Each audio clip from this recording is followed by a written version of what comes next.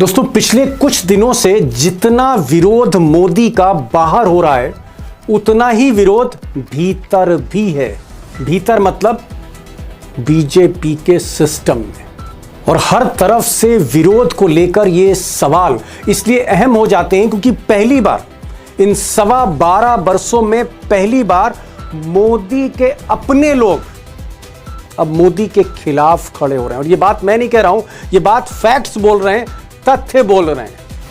अब यूं तो बीजेपी इकोसिस्टम के कई लोग मुखर प्रखर हो रहे हैं गुजरात लॉबी के खिलाफ, लेकिन मैं चाहूंगा कि जो प्रमुख लोग हैं, जो मोदी के बड़े खास हुआ करते हैं, बल्कि खास हैं, वो भी मुखर हो रहे हैं। और मैं चाहूंगा कि आप कुछ तारीखें नोट करें। सबसे पहली तारीख 23 जुलाई, 20 जुलाई को छात्र संसद का घेराव करते हैं और 3 दिन बाद 23 जुलाई को बीजेपी के सबसे senior most leader, Advani ji तो चुप रहते हैं, जो इस वक्त सबसे सीनियर मोस्ट लीडर है मुरली मनोहर जोशी, इन्होंने बयान जारी किया कि वो जेनजी के साथ खड़े हैं और सरकार को यानी मोदी शाह को नरमी बरतनी चाहिए, वरना स्थिति आउट ऑफ कंट्रोल हो सकती। कौन कह रहे हैं?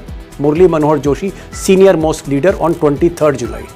और कुछ दिन बाद 8 अगस्त को आरएसएस चीफ मोहन भागवत कहते हैं कि वो जेन जी को सपोर्ट करते हैं, समर्थन देते हैं और मोदी सरकार सिस्टम को डिक्टेट नहीं करना है, इन बच्चों को डिस्कशन करना है, डिस्कशन कर रहा है, आरएसएस चीफ मोहन भागवत कह रहे हैं।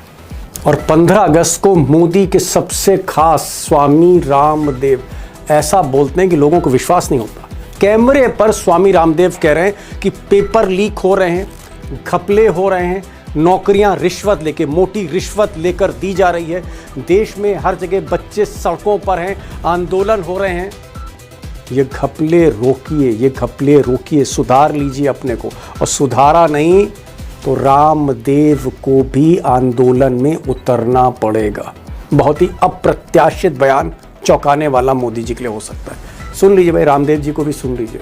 ऐसे ही आंदोलन करना पड़ा तो देश कैसे चलेगा? इसलिए भाई सुधर जाओ, नहीं तो देश में आंदोलन और ज्यादा भी हो सकते हैं। आंदोलन के नाम पर मैं अराजकता, अनार्की का समर्थक नहीं हूं, लेकिन भाई ये बात तो जरूर है, देश में घपला भी बहुत है। ये घपले ठीक कर लो, नहीं तो कोई ऐसा ना हो कि बाबा रामदेव को दोबारा आंदोलन करना पड़े। अब दोस्तों, बात सिर्फ सीनियर बीजेपी लीडर मुरली मनोहर जोशी या फिर आरएसएस के चीफ मोहन भागवत या स्वामी रामदेव तक सीमित नहीं, बल्कि मैं तो कहूँगा कि पिछले कई दिनों से, 7-8 दिनों से देश में हर दिन हर जिले में, वो चाहे जेन जी हो, 1997 के बाद जो बच्चे पैदा हुए, या फिर जेन अल्फा, उनसे भी छोटे यंग बच्चे, हर जगह घेराव प्रदर्शन कर रहे हैं। कहीं हाईवे रोके जा रहे हैं, कहीं स्कूल में बच्चे दौड़ रहे हैं, तो कहीं प्रशासन और जिला अधिकारी का घेराव बच्चे कर रहे हैं।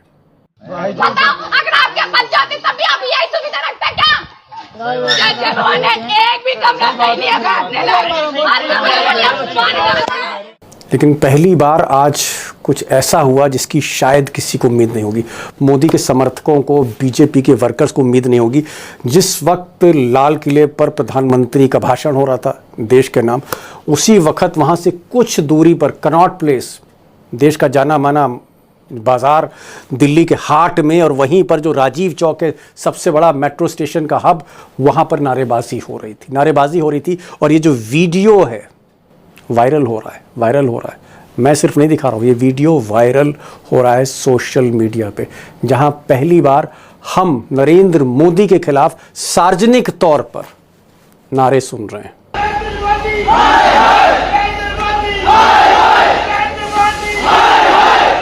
अब दोस्तों, हो सकता है कि ये जो नारेबाजी हो रही है मोदी के खिलाफ कनॉट प्लेस में, हो सकता है कि इसके पीछे कुछ विपक्ष के नेता हो सकता है कुछ ऐसे लोग हों जो मोदी के वोटर ना हो, मुखालिफ हो।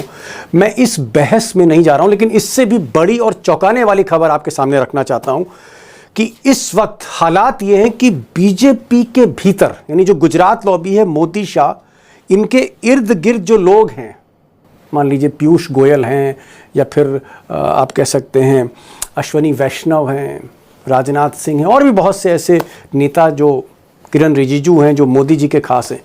लेकिन इन खास लोगों को अगर आप हटा दें, किनारे कर दें, तो बहुत से और भी लोग हैं उसमें राजीव प्रताप रूडी हो सकते हैं, उसमें शाहनवाज हुसैन हो सकते हैं, उसमें रविशंकर प्रसाद हो सकते हैं, उसमें प्रकाश जावड़ेकर हो सकते हैं, लंबी लिस्ट है, मैं इनकी भी बात नहीं कर रहा।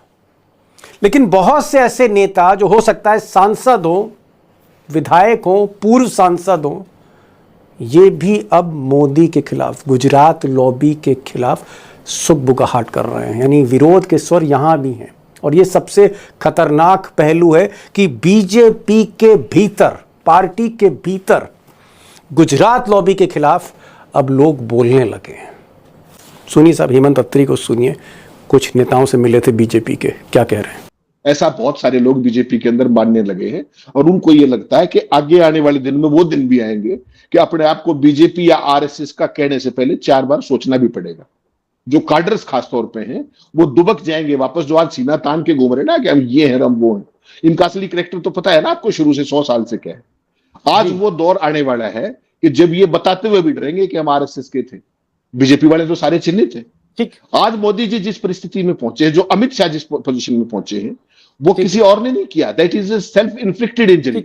अब जानकारों का कहना है कि भाई मोदी जी की पार्टी पटना में बांकीपुर की सीट, एक जीती हुई सीट अगर हारती है, सवर्ण वोट नहीं करते, या मध्य प्रदेश में एक और जीती हुई सीट जो जीत सकते थे आसानी से उपचुनाव में, जो सरकारी होते हैं उपचुनाव, तो उस उपचुनाव में दतिया हारना, बीजेपी का एक गढ़ मध्य प्रदेश में हारे, दूसरा गढ़ पटना में हार गए, यूं ही नहीं हुआ।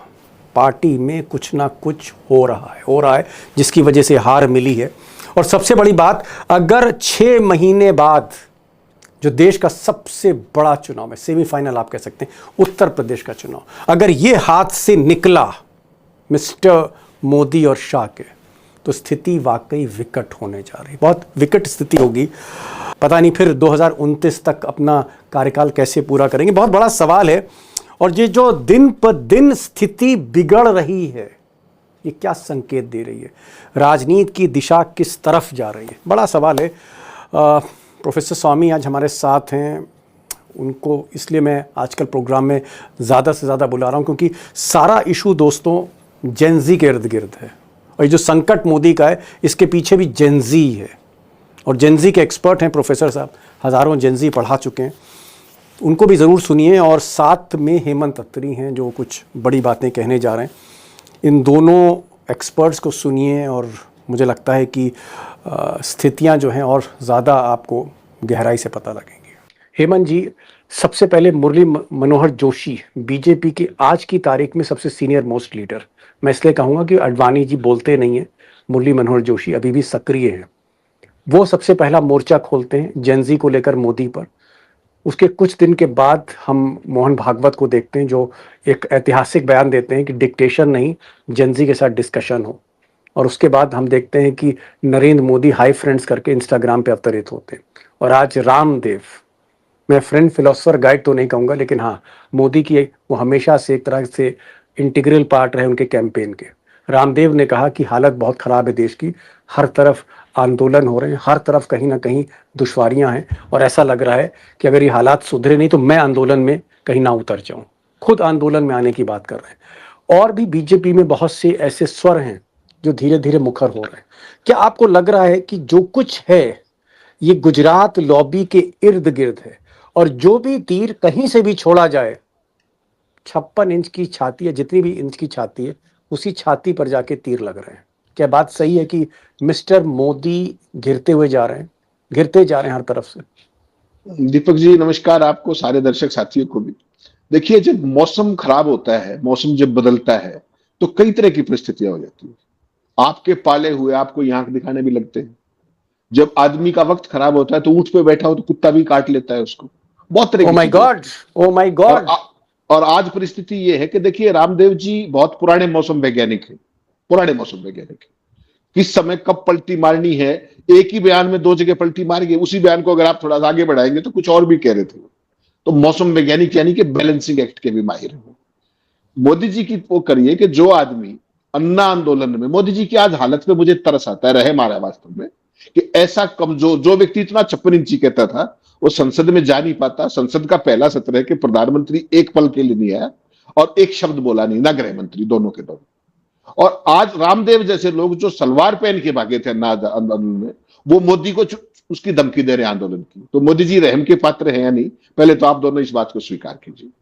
दूसरी जो बात है कि आज रामदेव ने जो कुछ कहा वो एक इस देश की पॉपुलर फीलिंग है आज की तारीख में।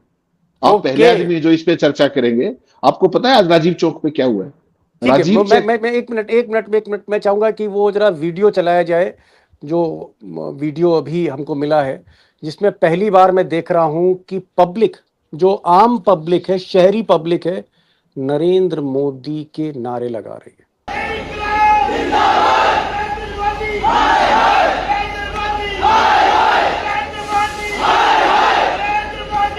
तो देखा भाई, अत्री साहब नारे लग रहे हैं और वो भी राजीव चौक पर। क्या आपको लगता है कि इस वक्त मोदी अपने करियर की सबसे मुश्किल घड़ी से गुजर रहे हैं, वक्त से गुजर रहे हैं? दीपक जी, जिस दिन से मोदी जी ने बिना कुछ हुए सीधे मुख्यमंत्री की शपथ ली थी, बिना कुछ भी हुए, पार्षद विधायक कुछ नहीं, उससे लेकर के आज तक का ये उनका सबसे खतरनाक और चुनौतीपूर्ण दौर है। और कारण केवल एक है कि जिस दिन वो सत्ता से बाहर होंगे उनको कोई बख्शेगा नहीं, कोई भी पॉलिटिकल पार्टी हो, और उनके अपने सबसे पहले झंडा उठाएंगे, सबसे पहले अपने वाले उठाएंगे, बाकी बाद में आएंगे। आज आपने जो राजीव चौक स्टेशन पे देखा है, ये इस बात का इंडिकेटर है कि सुप्रीम लीडर का समय बहुत तेजी से खत्म हो रहा है। उनके पास देखिए दो चीजें थी। एक भय था कि जिसके कारण वो इस देश को, पहले गुजरात को आंका उन्होंने, अब इस देश को आंक रहे थे। वो भय इस जैन जी ने निकाल दिया, भय निकाल दिया पूरे देश का। जैन जी के बाद बात नहीं बनी, जैन अल्फा भी आ गई। तो मोदी जी के लिए, किसी भी फासिस्ट के लिए सबसे बड़ी चुनौती क्या होती है? उसकी चिंता यह होती है कि जनता का डर ना निकल जाए।